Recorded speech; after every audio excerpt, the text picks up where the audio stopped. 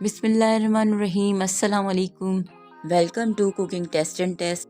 आज हम आपके लिए लेकर आए हैं एक ख़ास और मज़ेदार डिश जो हमारे रिवायती ज़ायक़ों को ज़िंदा करेगी। तो दिल जमी से हमारे साथ जुड़े रहें और इस लजीज सफ़र का हिस्सा बने। आज की स्पेशल डिश है खोए वाली खीर। तो चलते हैं हम अपनी रेसिपी की तरफ। रेसिपी स्टार्ट करने से पहले आप सबसे गुजारिश है, वीडियो को स्किप नहीं कीजिएगा, वीडियो को पूरा देखिएगा। तो स्टार्ट करते हैं आज की रेसिपी। बिस्मिल्लाहिर्रहमानिर्रहीम। हमने 1 किलो दूध लिया है, इसको हम अच्छे से बॉईल कर लेंगे।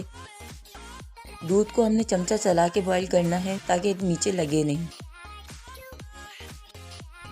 दूध अच्छे से बॉईल हो चुका है। अब हम इसमें 2 इलायची डालेंगे और साथ ही 1 गिलास पानी भी शामिल करेंगे और अच्छे से इसको हम एक उबाल दे लेंगे।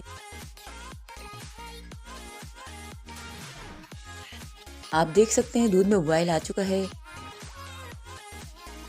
अब अच्छे से हम इसको एक बॉयल और दे लेंगे। आप देख सकते हैं दूध में अच्छे से बॉयल आ गया है। 100 ग्राम चावल हमने भिगो के रखे थे, ये हम इसमें शामिल कर देंगे।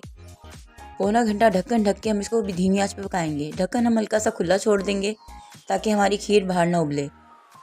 पौना घंटा हो चुका है, आप देख सकते हैं अच्छे से हमारी खीर पक चुकी है।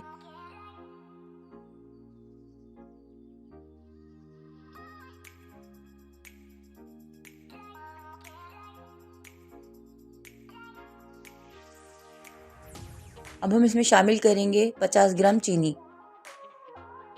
चीनी हम पहले इसलिए शामिल नहीं करेंगे क्योंकि चीनी से नीचे खीर लग जाती है।